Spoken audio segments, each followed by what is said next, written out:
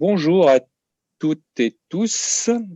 Philippe Bourrat. Donc, comme Philippe l'a dit, moi je suis un professionnel à la base. Enfin, je dirige un cabinet d'études depuis plus d'une vingtaine d'années. Et je suis dans ce métier depuis très longtemps, depuis le début quasiment de ma carrière dans le métier des études. Et donc, je dirige une société qui s'appelle, une société d'origine américaine, s'appelle Ducker, D-U-C-K-E-R. Ducker ou Ducker, on ne sait pas trop bien, parce que si on prononce en anglais ou en français.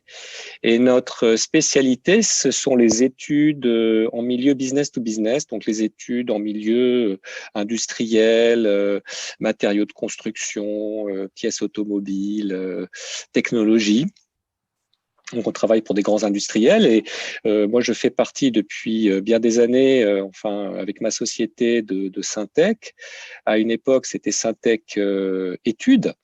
Et puis, comme on va le voir, on s'est rapproché avec les cabinets de conseil en stratégie, en management, en recrutement, pour former Syntec Conseil. Donc, je vais vous parler de ça.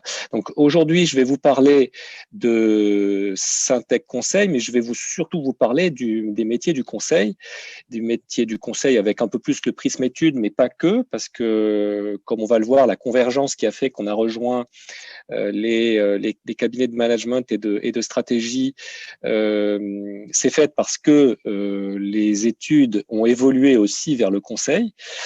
Et donc, je vais vous parler des métiers du conseil et des études. Pourquoi rejoindre ces métiers? Quel est l'intérêt pour les étudiants pour rejoindre ces métiers? Et aussi, qu'est-ce qu'on recherche, évidemment, comme qualité. Et puis voilà, j'espère que ça générera quelques questions. Donc je vais commencer tout de suite avec quelques chiffres. Donc alors, mais, je vais juste bouger la vidéo parce que je vois pas tout. Ok, donc en fait, Syntec Conseil, c'est l'organisation professionnelle qui représente les sociétés de conseil en France. Ce secteur compte 120 000 salariés, 20 milliards d'euros de chiffre d'affaires, donc c'est un secteur qui est significatif.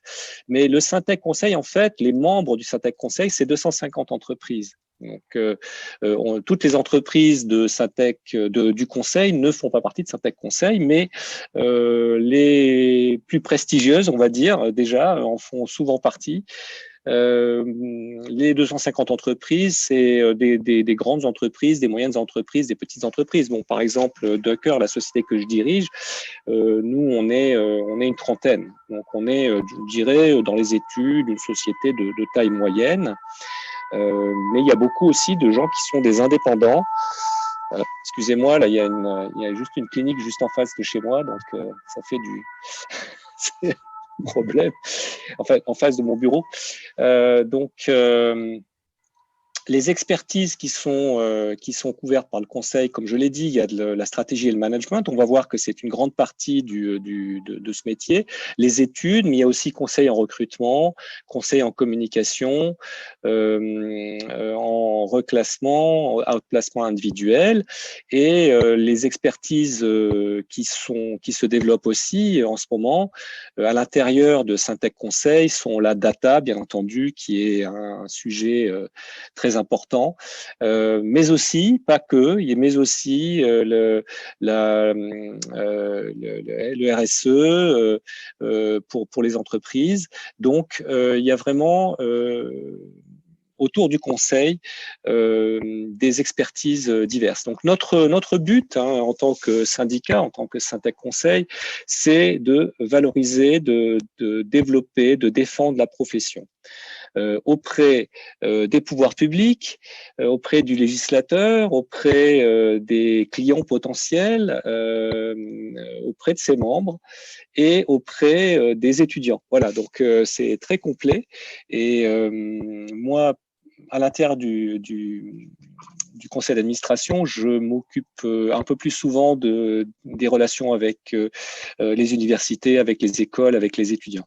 Voilà, donc il y a une logique à ma présence ce matin parmi vous. Donc je passe pour vous donner encore un petit peu quelques idées de volume. Vous voyez, dans ce camembert, la part prépondérante de la couleur bleu ciel, là où je ne sais pas comment elle apparaît sur votre écran, de stratégie et management. Donc, en termes de chiffre d'affaires, c'est très, très important. Et on va voir pourquoi. Parce qu'en réalité, stratégie et management recouvrent beaucoup de spécialités différentes. Dans les études, il y a certaines spécialités également, mais qui représentent 20% là ici. Et on va voir, il y a du quali, il y a du quanti. Mais dans la stratégie management, on a beaucoup de spécialités différentes et on a beaucoup aussi d'indépendants qui font partie de ce métier du conseil où en fait le consultant c'est un auto-entrepreneur, c'est quelqu'un qui a une activité professionnelle presque quasi libérale, on va dire, et donc ils sont très nombreux et ça représente également du volume. Donc voilà quand même quelques idées sur la composition des métiers du conseil. Et si je fais un focus maintenant sur… ah non, avant ça, pardon. Est-ce que c'est un métier qui est porteur? Alors, vous voyez, on s'est arrêté en 2019 parce qu'on n'a pas fait quand même… on a considéré que 2020, on allait peut-être pas le mettre dans la courbe. En fait, 2020, ça nécessiterait une présentation spécifique, mais je pense que c'est trop… atypique pour s'y attarder. En revanche, si on considère les 4 années qui précèdent, voyez, la croissance du marché du conseil est largement supérieure à celle de l'économie en général. Donc, c'est effectivement un marché porteur et je crois profondément va continuer à le rester. C'est un marché qui est utile à l'économie et à la société en général. C'est un métier, plutôt ce sont des métiers qui sont utiles et qui le sont de plus en plus. On pourra discuter là-dessus un peu plus tard. Donc, je disais un zoom sur les métiers stratégie et management et on voit que ça recouvre des réalités très variées. Peut-être que vous aviez pensé, c'est de la stratégie, mais ce n'est pas que de la stratégie. La stratégie représente un peu moins de 20% des lignes de service de la partie stratégie et management. Vous voyez qu'il y a aussi les conseils en organisation, en performance opérationnelle, en innovation, etc.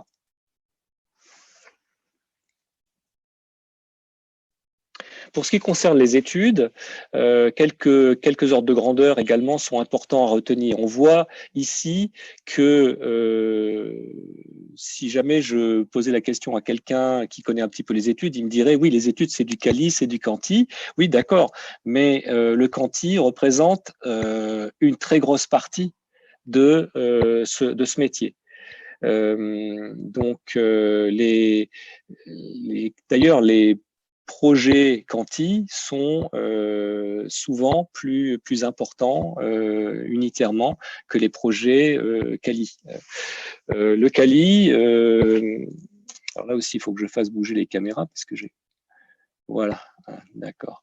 Donc, le quali aurait peut-être même tendance à diminuer sous la pression d'autres méthodes. Donc, l'observation de données comportementales, les panels et donc les études quantitatives qui restent en 2019 une grande partie de notre métier. Et si on s'intéresse aux méthodes qui sont représentées, on voit qu'en qualitatif, nous avons toujours les réunions de groupe bien connues. Alors, c'est intéressant de regarder ça parce qu'en termes de méthode, dans ce qu'on apprend en cours d'études de marché, par exemple, le temps que l'on va passer sur telle et telle méthode, est-ce qu'aujourd'hui, la réunion de groupe reste pertinente? En 2016, elle l'était plus qu'aujourd'hui. En 2016, ça représentait 45%. Aujourd'hui, c'est 34%. Donc, on a eu une certaine diminution. Est-ce que les entretiens individuels sont toujours pertinents? Ils le sont. à l'intérieur des études qualitatives. Les études qualitatives par Internet ont augmenté sur les 4 dernières années également. Donc voilà, ça, ce sont des éléments intéressants à observer sur l'évolution des méthodes. Quant au quantitatif, on le voit sur le graphe en bas à gauche de cette présentation.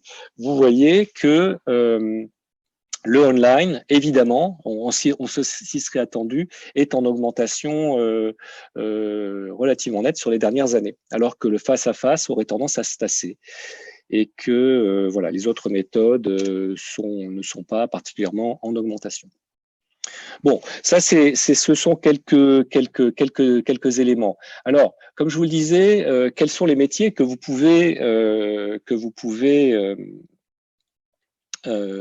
espérer rejoindre à l'intérieur des métiers du conseil. Alors là, moi, je me suis intéressé plus particulièrement aux études que je connais un petit peu mieux. Et ce que j'ai voulu représenter alors ces fiches métiers sont d'ailleurs disponibles sur Internet. Peut-être que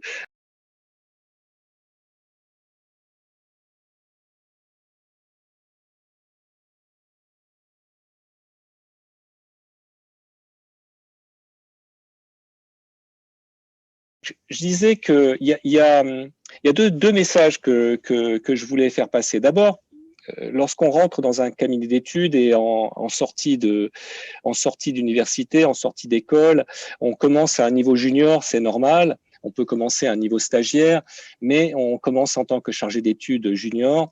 Et en tant que chargé d'études junior, on est chargé souvent de collecter de l'information de nature secondaire, donc documentaire ou primaire, c'est-à-dire de réaliser des entretiens, dans certains cas, des entretiens d'experts. Ça peut être, dans mon cabinet, c'est comme ça en tout cas que ça se passe.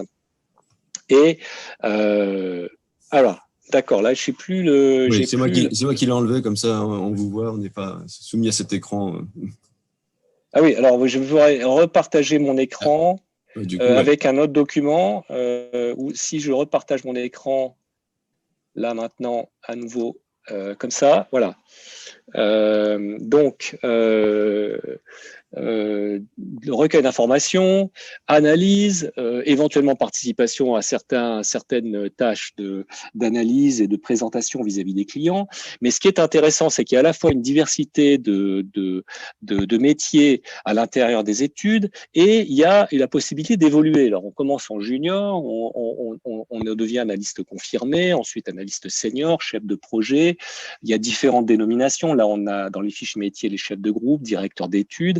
Et donc, il y a une évolution qui, en général, dans un cabinet comme le mien, c'est à peu près tous les ans, on évolue d'un échelon pour prendre un petit peu plus de galons à l'intérieur du cabinet. Donc, il y a une évolutivité. Le métier du conseil, c'est un métier qui peut être un métier pour démarrer, qui va ensuite vous conduire à travailler en entreprise, dans une entreprise industrielle et commerciale qui ne serait pas du conseil, parce que vous aurez acquis des compétences dans un cabinet de conseil, mais ça peut être aussi un choix de carrière. On peut rester longtemps dans le métier des études. J'en suis un exemple. Moi, j'ai fait quasiment toute ma carrière jusqu'à diriger un cabinet d'études. Donc, voilà. Donc ça, c'est intéressant. Maintenant, quelles peuvent être les raisons qui peuvent vous pousser à travailler dans les études? C'est un métier qui est, je dirais, ce sont des métiers, les métiers du conseil, qui sont stimulants. C'est très stimulant à cause de la diversité des missions, des clients, des marchés, des méthodes que vous allez avoir à employer. Et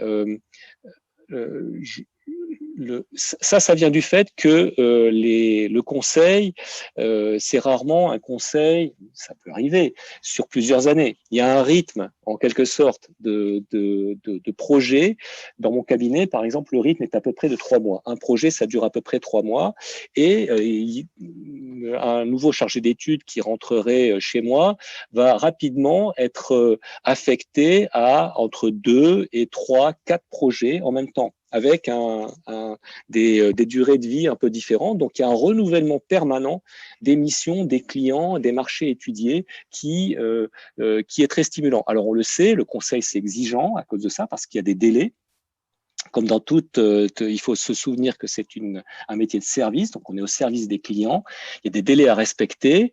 Non seulement il y a des délais à respecter, mais il y a des choses à trouver, il y a de la valeur à créer pour le client. Donc on est quand même stimulé, parfois un petit peu stressé, il faut bien le dire, mais stimulé intellectuellement et stimulé dans son travail par ce rythme-là. Donc ça demande un certain état d'esprit, une certaine envie, mais en échange, il y a vraiment un intérêt du travail. Et voilà, donc j'ai aussi dans ce slide ajouté quelques éléments comme le contact avec les clients. On est au cœur des mutations de la société, des mégatrends. Les sujets qui intéressent nos clients sont des sujets éminemment d'actualité. Et c'est des sujets qui ont lieu, qui ont trait à la transformation de l'économie, à la transformation des technologies, à l'impact que ça peut avoir sur le business des clients. Et voilà, donc on est au cœur de sujets qui sont intéressants.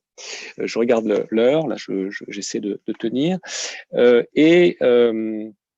Voilà, donc je peux même vous dire que lorsque j'ai pas commencé par le conseil, j'avais commencé moi personnellement à faire de l'export dans une PME et j'étais pas totalement satisfait de l'environnement, de la stimulation intellectuelle. Et vraiment dans le conseil, j'ai trouvé un écosystème intelligent. Je veux dire, c'est pas pour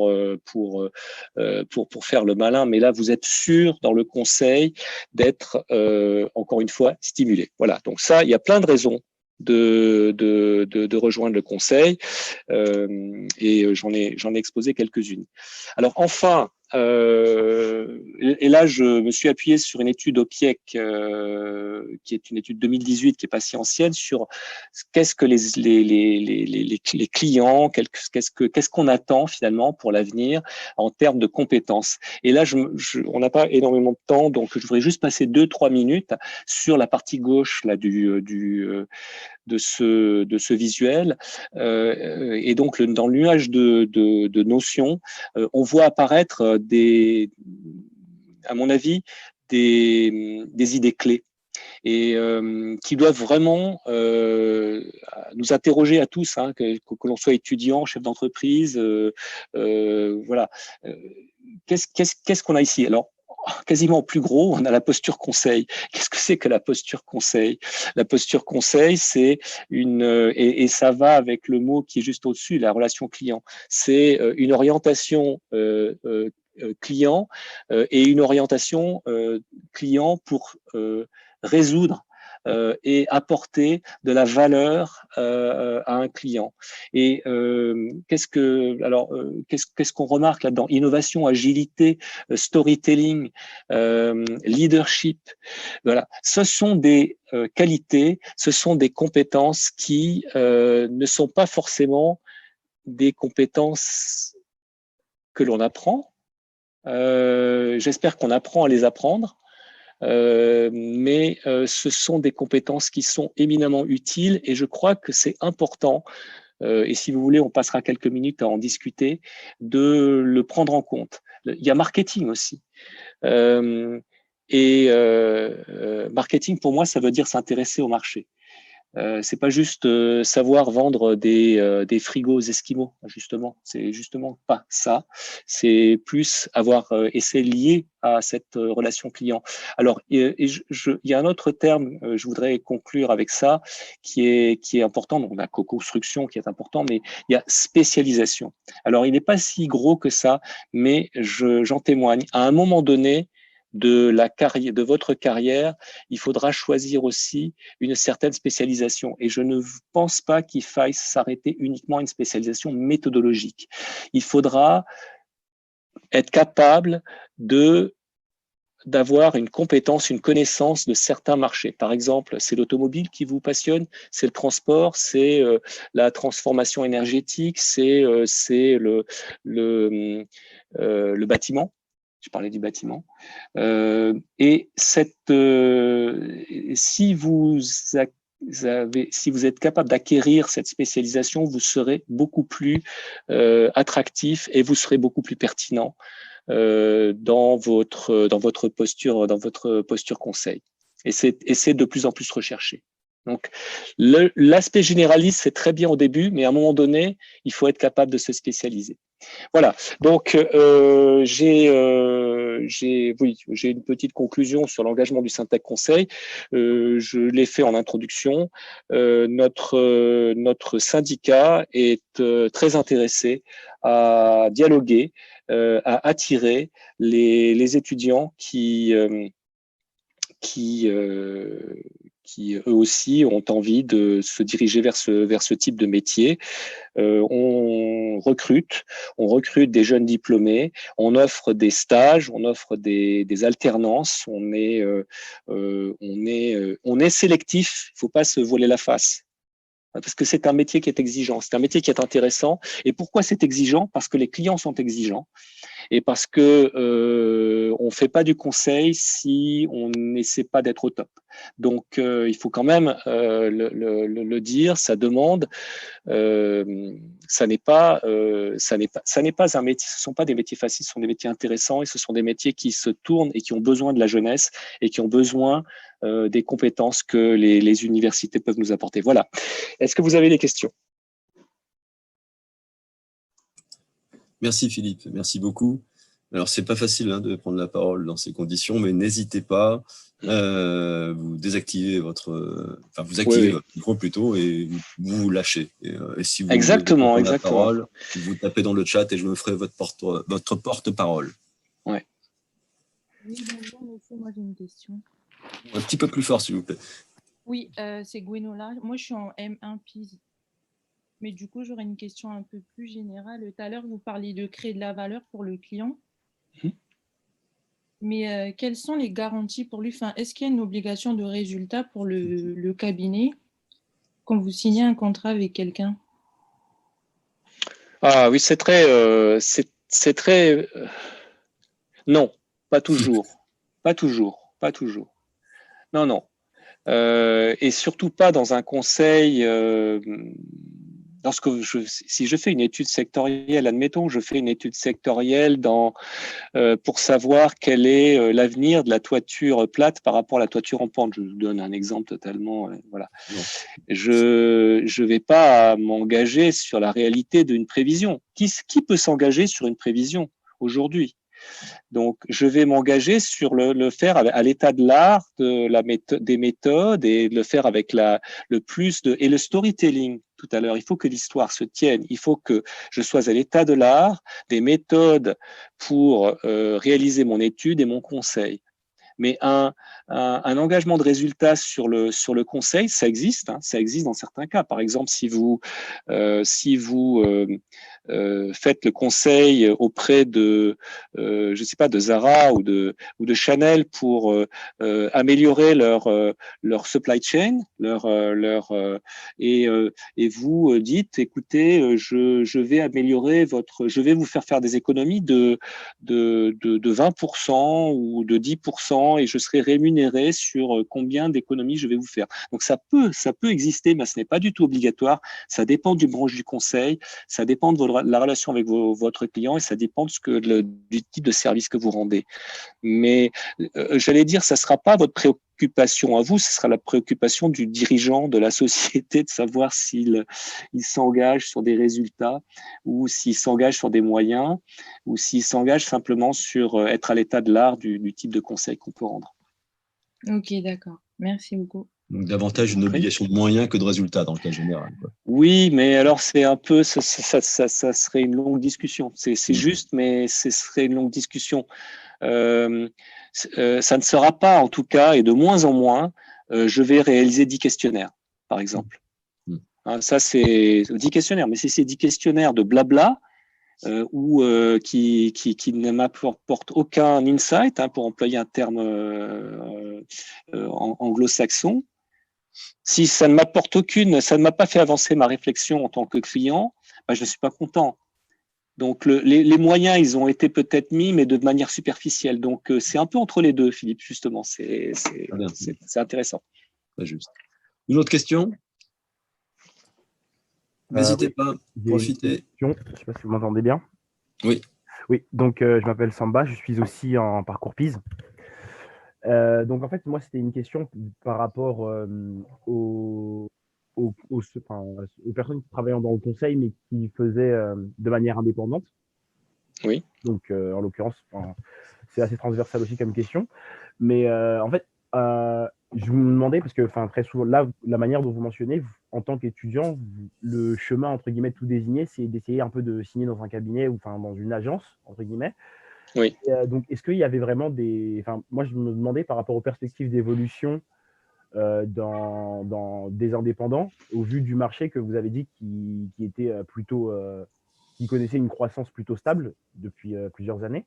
Donc, est-ce que le fait d'être indépendant, est-ce que ce serait peut-être pas une meilleure option, en tout cas dans un second temps, peut-être après avoir travaillé dans Ouais. salarié, mais Oui, Samba, merci. Ouais, je vous coupe juste parce que j'ai compris et c'est juste et c'est une bonne question. Mais je vous conseillerais justement dans un deuxième temps plutôt. D'abord, je vous conseillerais quand même de rejoindre un cabinet qui soit de petite, de moyenne, de grande taille, parce que vous pourrez bénéficier des méthodes appliquées, pas les méthodes que l'on apprend, les méthodes. Alors, de plus en plus, et je vois que c'est un avantage, les formations universitaires en école sont pratiques parce qu'il y a de l'alternance, il y a des projets en entreprise, etc. Mais en entreprise, vous allez, en tant que chargé d'études junior, bénéficier de l'expérience et des méthodes du cabinet qui vont vous être transmises par les chefs de projet.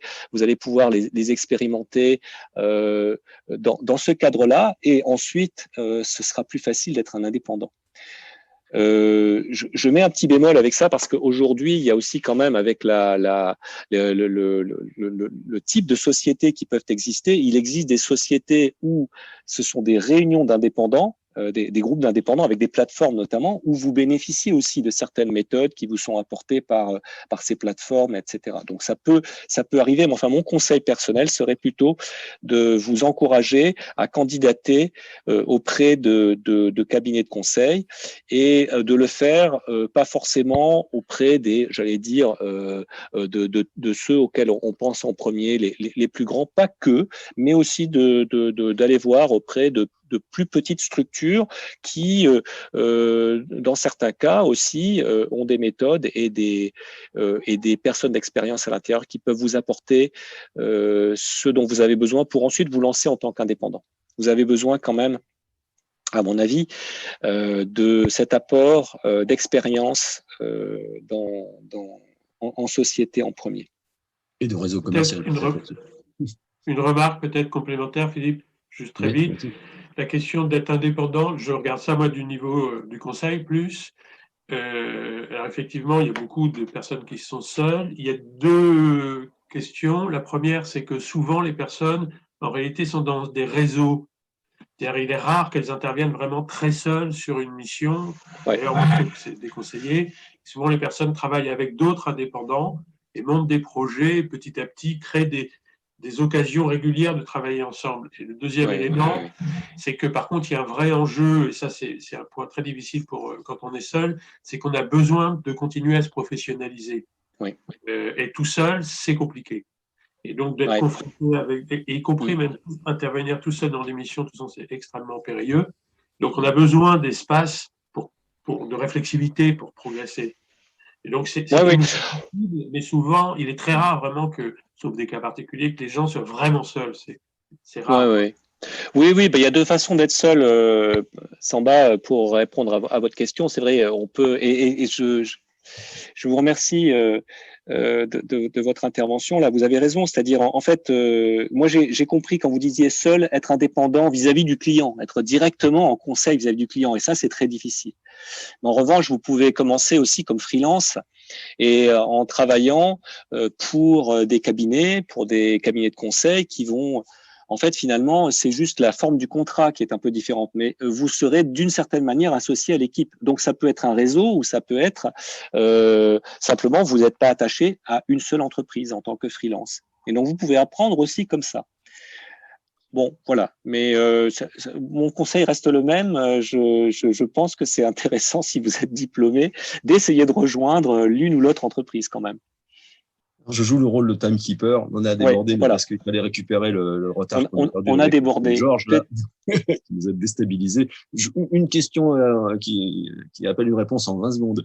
Le trophée des études. Alors, j'explique pour les personnes qui nous écoutent. Hein. Vous avez lancé, il y a déjà quelques années, un concours de mémoire, des mémoires de M1, des mémoires de M2. Alors, avec une orientation assez resserrée sur le marketing à l'origine, en tout cas. Oui. J'ai pas vu de traces de ça cette année. J'ai l'impression que le contexte sanitaire a mis l'expérience en sourdine. Et pouvez nous rassurer sur l'idée que ça va revenir? Alors, la question que vous n'avez pas posée aussi, c'était la labellisation qui est toujours d'actualité. Il faut qu'on le relance un petit peu. On a été perturbé par cette année 2020, aussi par la convergence des métiers du conseil, mais on a labellisé certaines formations, études, et pour l'instant, l'idée est de continuer. Donc, on va continuer dans ce sens. Mais pour on ce qui est bien rentrer dans la Absolument. machine. Voilà. Absolument. Oui, mais donc en ce qui concerne le trophée, c'était une excellente. J'ai beaucoup participé à l'organisation et l'animation de ces trophées. On est en train de réfléchir à d'autres formules. Mais effectivement, bonne question. Je crois qu'avec ça va être l'objet de discussion parce que il y a un grand prix, mais c'est le grand prix des cabinets. C'était pas le grand prix des étudiants. Il y a un grand prix et c'est pas le grand prix études. D'ailleurs, c'est un grand prix conseil qui a été mis en place. Il y a des rencontres. Il y a les rencontres du conseil. Les rencontres du conseil sont à destination des étudiants et il y aura une édition en 2021. Alors, est-ce qu'il y aura à l'intérieur de ces rencontres du conseil un prix pour les mémoires? Ça reste à définir. Moi, je suis presque sûr de faire partie de cette commission pour les rencontres du conseil. Donc, j'essaierai de pousser dans ce sens. Mais je n'ai pas de réponse pour le moment. Voilà. Donc, merci. C'est vrai. Bon, c'est très court. J'aurais bien aimé répondre à plus de questions, mais je pense qu'il faut laisser aussi à d'autres la possibilité de continuer dans cette journée sans prendre trop de retard. Là, on a 10 minutes. On a 10 minutes. On va essayer de prendre davantage. Merci beaucoup, Philippe. Merci beaucoup. Et puis, ce n'est qu'à nous revoir. Mais absolument. Voilà.